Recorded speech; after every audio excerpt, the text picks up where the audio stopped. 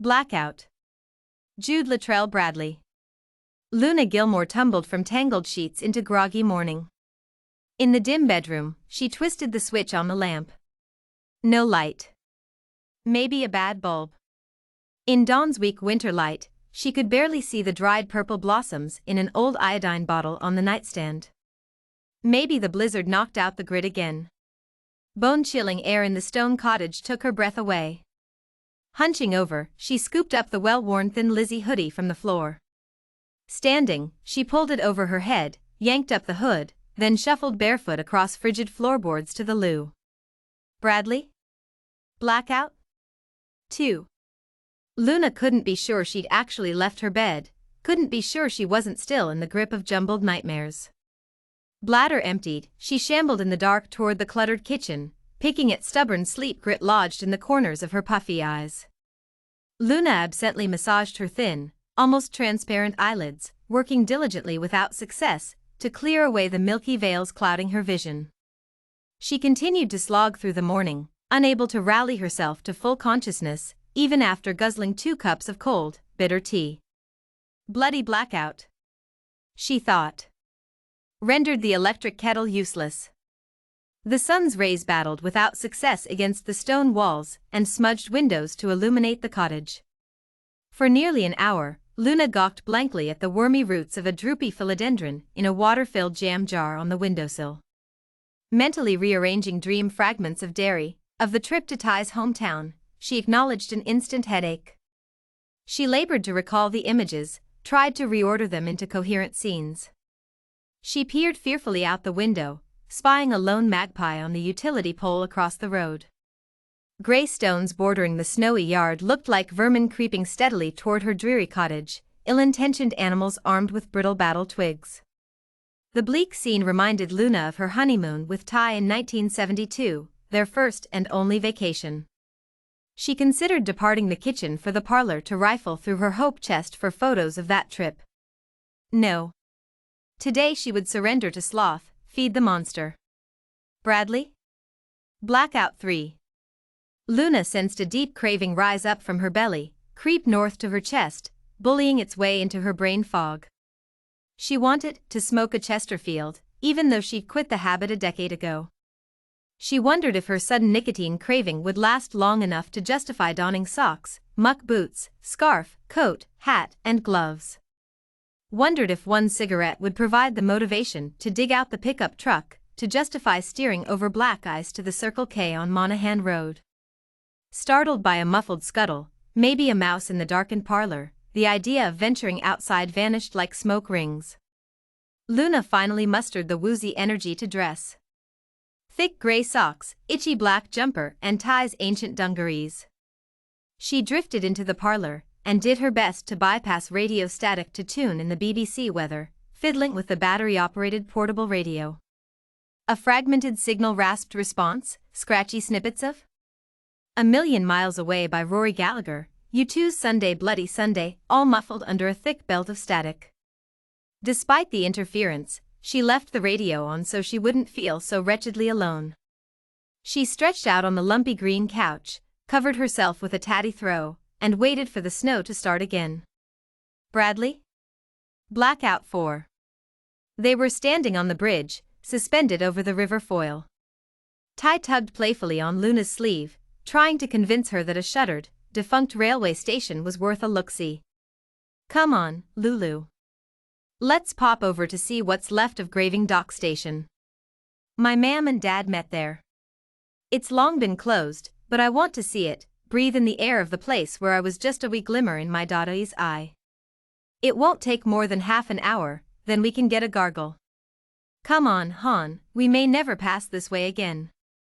We'll meet my mates tomorrow at Bogside, and have a grand day. Luna peered at something beneath the foil's surface, a swirling oily dark spot, a small angry whirlpool. It made her feel dizzy, sick to her stomach. Lou? Whata you say then? Luna looked up. Ty wasn't Ty anymore. His face was locked in a ghastly grimace, fronting a bloody mangled head. She could see its mouth moving, its crooked skeletal jaw gnashing yellowed, crowded teeth. The thing that used to be Tyrone turned its head to look down at the water. Part of the back of his skull was missing. It reminded Luna of that home movie of the JFK assassination, when the back of the president's head explodes, and his wife crawls out of the convertible onto the boot. News reports claimed Mrs. Kennedy was seeking the aid of the Secret Service man perched at the back of the limousine. Luna always thought Mrs. Kennedy was instinctively trying to retrieve her husband's flesh and brain and bone, the way one retrieves a tooth after a mishap, and puts it in a cup of milk, in the hope of having it returned to its Bradley? Blackout 5.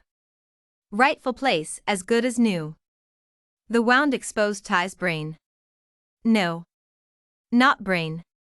The ridges and grooves were moving, like worms or leeches or snakes. Luna jerked awake. Wintry afternoon gloom oozed into the parlor.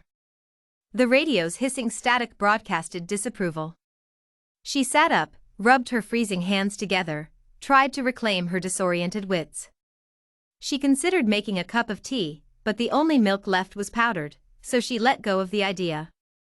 Again, there was a nearby sound, not a sound, really something like a sound, just ended, or about to begin, an echo between sounds, like a gunshot's report.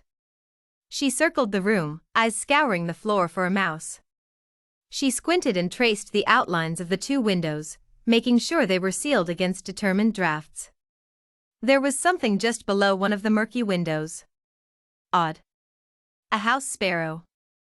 Motionless. Barely breathing omen. Feathered bad luck. Such a sorry little thing, Luna whispered. The sparrow remained frozen as Luna inched toward it. How'd you get in here, love? Luna considered fetching the broom from the kitchen to sweep the listless intruder out the front door into the menacing mountain of snow. Best to be rid of it, she thought. Bradley? Blackout 6. Instead, she went to the kitchen and got a chipped whiskey glass. Luna lowered the improvised amber bell jar over the bird. It remained stock-still, a small bundle of brown and gray plumage punctuated by a white ruff. Luna wasn't frightened. The anguished thing that might once have been Tyrone didn't seem to mean her harm. She looked down into the river. The vortex had expanded. Too close to the bridge. She pictured the bridge and its cantilevers getting ripped from their moorings, sinking into the river foil, swallowed by the swirling black maelstrom beneath them. The bridge creaked and squeaked, swaying like a hammock. Still the bird didn't stir. Luna knew the interloper would suffocate if she didn't remove the glass. She squatted and watched the bird's uncommon calm beneath the chunky ceiling of the tumbler. Luna thought about the bird, protected from the harsh elements, yet a prisoner paralyzed and stranded by circumstance. Swept away on the wrecked bridge, Luna held on to what was left of the railing. She watched calmly as used-to-be Ty slipped beneath the foamy vortex, along with a baker's dozen of other bloodied bodies. Luna drifted away from the turbulence, spellbound by the sight of her husband of less than a month sinking beneath the foil's swirling surface. Bradley? Blackout 7.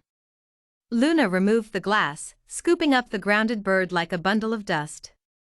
She tucked it into the dungaree's bib. She could feel its tiny bird heart beating. So fast. Luna pulled on socks and muck boots, wrapped a lambswool scarf twice around her neck, donned the parka, knit hat, and gloves. She grabbed the rusted shovel propped against the wall near the heavy front door, and stepped out into the knee-deep snow. Daylight had never really appeared, what light there was already started to slip away. It took Luna half an hour to exhume the buried Ford pickup truck. Climbing into the driver's seat, she gunned the gas pedal several times until the engine turned over. "We two are on our own," Luna whispered to the throbbing bird pressed to her chest.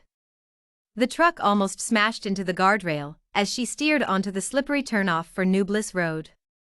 She drove as far as she could through the unplowed snow, then turned off the engine. She got out of the truck and let herself feel it all. The darkness. The snow. The biting cold. The screeching wind. The loneliness. The horror. The grief. The bird feelings that lead her like a slim tow rope toward the dark snowy bog. Luna stepped, slid, skidded, and finally rolled recklessly down an icy incline, her head narrowly missing a jagged boulder at the bottom. Deep inside the bog's mysterious heart, frigid winter air crushed in on her, momentarily collapsing her lungs. Luna righted herself, stood up. Bradley? Blackout? 8. Inhaling deeply. She peeled off her glove, reached her bony hand into the dungaree's bib pocket, and retrieved the sparrow. Exhaling, she opened her right palm and watched as the bird rediscovered itself and flew into the dark calm after the storm.